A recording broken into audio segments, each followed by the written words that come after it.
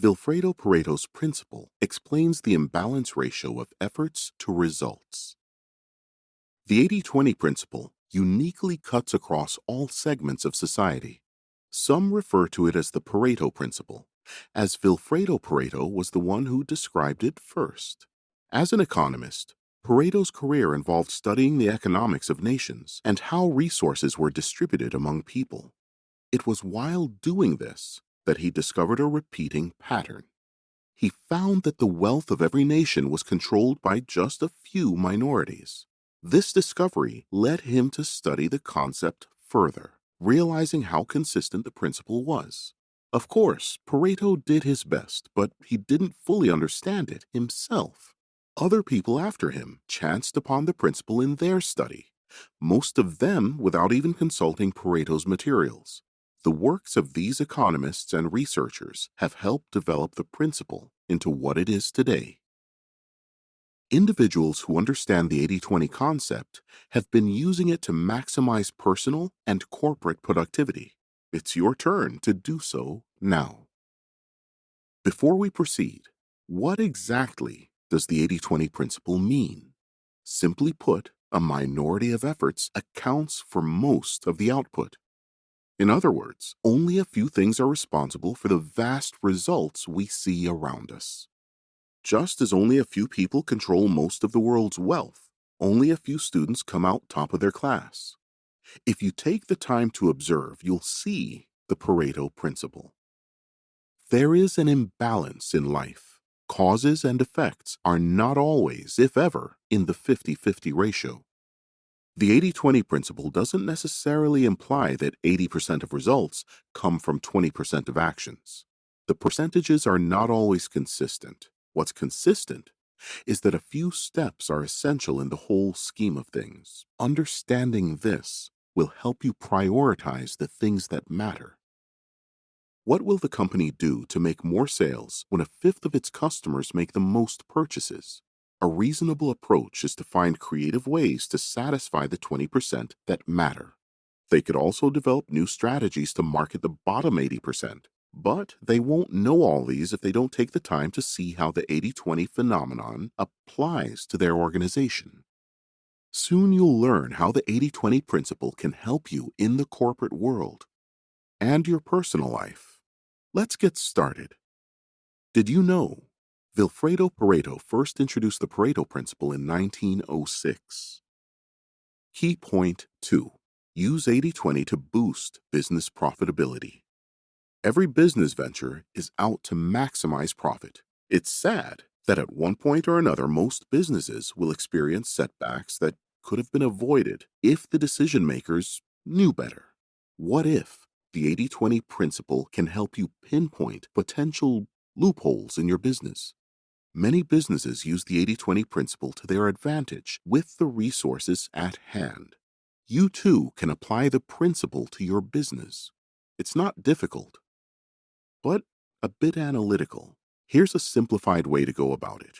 Take the time out, or hire an analyst if you can, to study the following 3 components of your business: your products, your customers, and your market position. How many products or product lines do you produce in a month, 6 months, or a year? Choose the most reliable stats, and what are the sales and profit for these products? You will understand what customers patronize you the most and how often, as well as those who do not contribute significantly to your sales. You will likely find an imbalance. Only a few % of your customers contribute to the bulk of your business profit. Go deeper to understand the reason for the trend. Is it that the top 20% of customers have more capital than others? Why do your products not appeal much to the bottom 80%? Is it a cost problem or something else? Note all these down. Your market share is determined by the number of people who love and consistently patronize your products.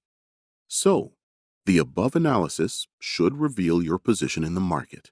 Now, what are the creative ways to maximize your products, boost sales, and increase profits? One great way to do this is to focus on serving the top 20% and make efforts to reduce losses coming from the bottom 80%. It's also a great idea to study your competitors, understand if you have the same product line, and if their market is moving. Things that matter most must never be at the mercy of things that matter least. Richard Koch. You may be producing the same products, but your competitors are more valuable in the eyes of the people. Understand why and what you can do to grab a better market share. Key point 3. Learning about your top customers will help you multiply sales. There is a reason your customers or clients are patronizing you and not your competitors. If you find out why and make these things work in their favor by pleasing them, your business will continue to enjoy growth. After discovering this top 20%, your job is to figure out a way to keep them glued to your business. You should consider expanding your market share in the future. There's absolutely nothing wrong with doing that.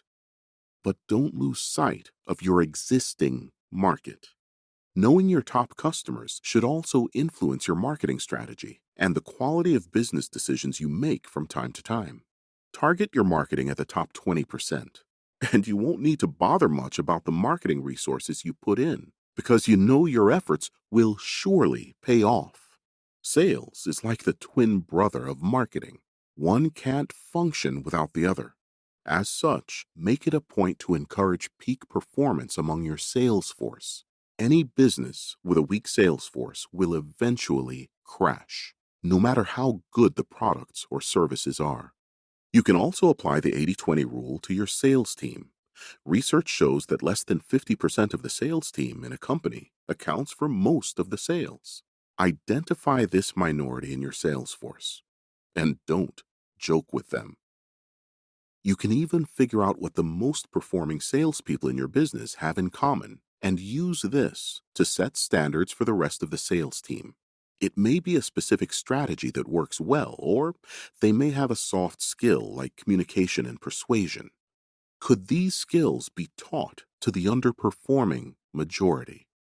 If yes, you may need to hire an expert for sales training, but if that doesn't work, you could always ask the best performing salespeople on your team to help you hire folks like them.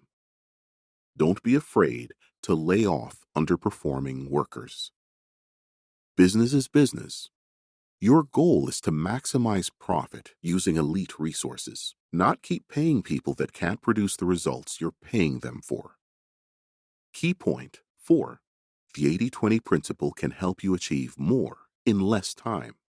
To effectively maximize the 80-20 rule, you must first understand that our world's imbalance is real and natural.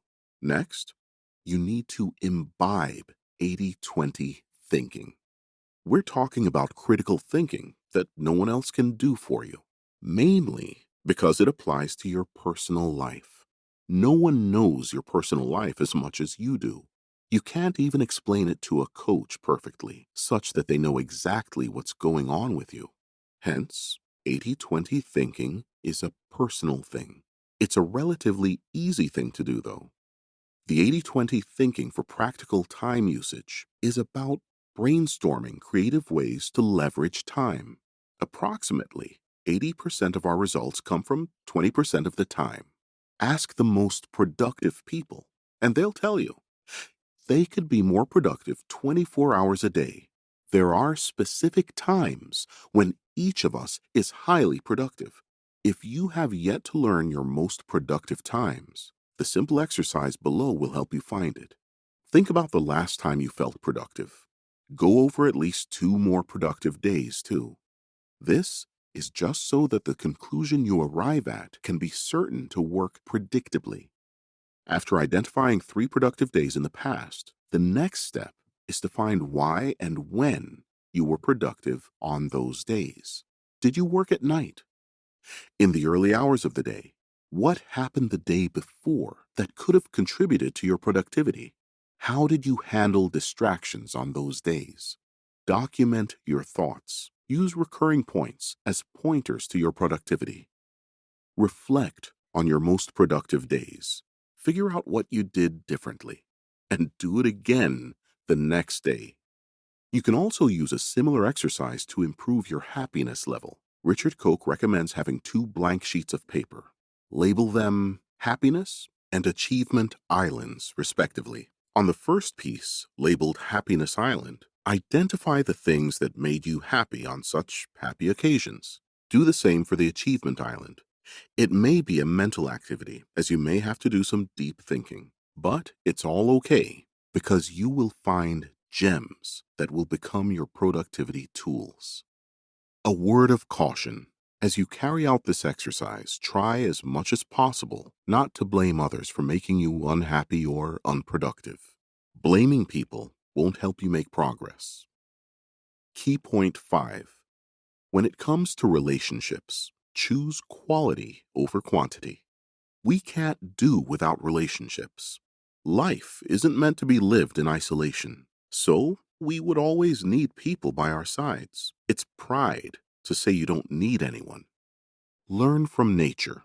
You were born into this world by your parents.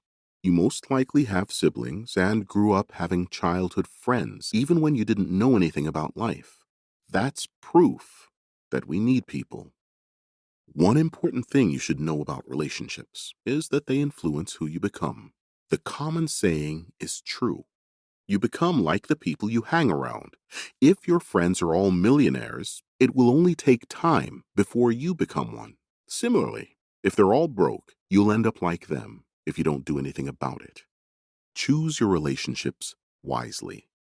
You can't choose your family members, but you have the power to choose every other person you hang around. It's in your power to choose your significant other, best friends, professional allies, neighbors, and so on. Make it count. You might be wondering how 80/20 applies to relationships. Here's how. Study upon study has shown that we have limited space for close relationships. You can be friends with as many people as you want, but you can only be close friends with very few people. These few people account for 20% or so of your overall relationships, but they make for more or less 80% of the value you get from relationships. For example, most people fall in love only once in a lifetime and have 2 childhood friends and 2 adult friends. The trend continues even in professional relationships. People may look up to tens of seniors, but only 1 to 3 will truly be their mentors. It is just how we're wired. Since we have limited capacities for close and meaningful relationships, wisdom demands that you fill your spaces. Take time to vet people. Since we have limited capacities for close and meaningful relationships, wisdom demands that you don't rush to fill your spaces. Take time to vet people. Aside from choosing your significant other and best friends, Robert recommends developing 6 or 7 professional relationships as follows. 1 or 2 with someone you admire. Up to 3 relationships with reliable peers. 1 or 2 relationships with mentees you'll pour your life into. For every relationship you form, 5 attributes determine if the relationship will work or not. They include mutual enjoyment of each other's company, respect, shared experience, reciprocity, and trust. Key point 6. Yes, you can live the lifestyle you've always dreamed of. For most people, certain lifestyles remain a dream that will never come true.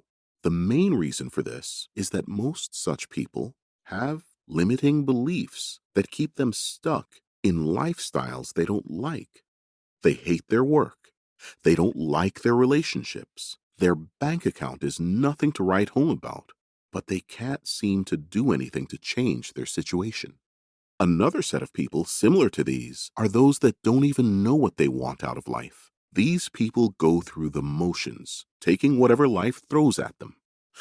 Don't feel bad if you belong to any of these categories, but understand that you can have the life that you desire for yourself. To live the life of your dreams, you need to know exactly what it looks like. Pick a pen and paper, or use a digital notepad to write down everything you want out of your life. Make a list, as exhaustive as possible. Next, who do you know that is living such a life? What did they do to get there? And what are they doing that you're not? Success always has a blueprint. It's hard to discuss success and having it all without discussing careers. The reality is, most, if not all of us, will have to work, at least as adults, and it's not wrong to work. What's terrible is fitting square pegs into round holes. Many people are doing just that. You will find them in careers that don't suit their lives, and they won't leave. If you don't like your job, you can still be in it if it's the only thing paying the bills, but remember to have an escape plan. For example, let's say you'd like to be an author rather than work in your current accounting job. It's not reasonable to quit immediately. You should continue working with the accounting firm while building your writing career on the side. If you do this consistently and long enough, it will get to the point where the income from your writing side gig will suffice to take care of you. When this happens, save some more from your accounting job if you don't have anything saved for rainy days. Then quit. Don't be stuck in a career you don't like without an escape plan. As important as work and career are, it's still important that you have a balanced life. You should be happy on all fronts. If you're not, it shows that something is missing, and you may need to apply 80-20 thinking to bring balance to your life. If you're making progress at work but failing maritally, then you need to address that quickly. If it's your health that's suffering, pause and focus on it. The point is, don't live a lopsided life.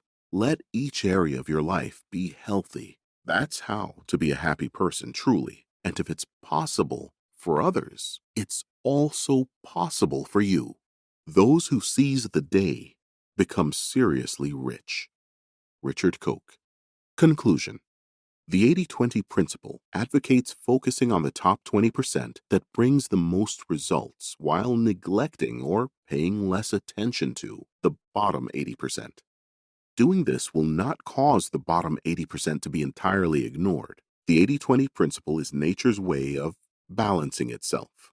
What you neglect at the bottom 80% is the top 20% for other people. So, you ignoring it means allowing someone else to maximize their life and business. For example, suppose you're a business owner and focus on investing more in the few workers that bring in most of the profits. In that case, you might eventually lay off some workers who aren't productive in your company. It isn't wrong. It will profit both of you because those laid off workers might later realize that they aren't made for the role they took in your company. In turn, this may lead them to self-discovery.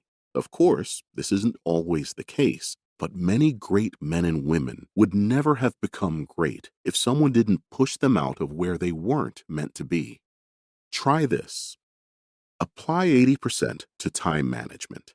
Take a piece of paper and pen down how your most productive days went. Note the things you did differently that helped you tick off your to-do list. Did you begin work earlier? Did you rest well the day before? What did you do about social media distraction? Note all the things you did differently. Use the list as your unique productivity and time management template.